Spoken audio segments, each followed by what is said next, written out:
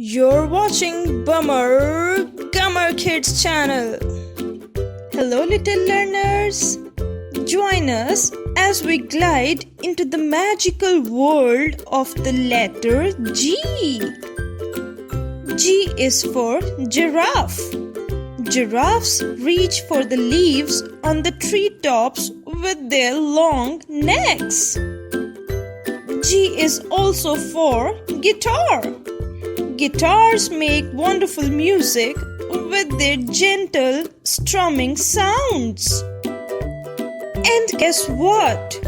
G is also for globe. A globe helps us learn about different places all around the world. So, G is for giraffe, guitar, and globe.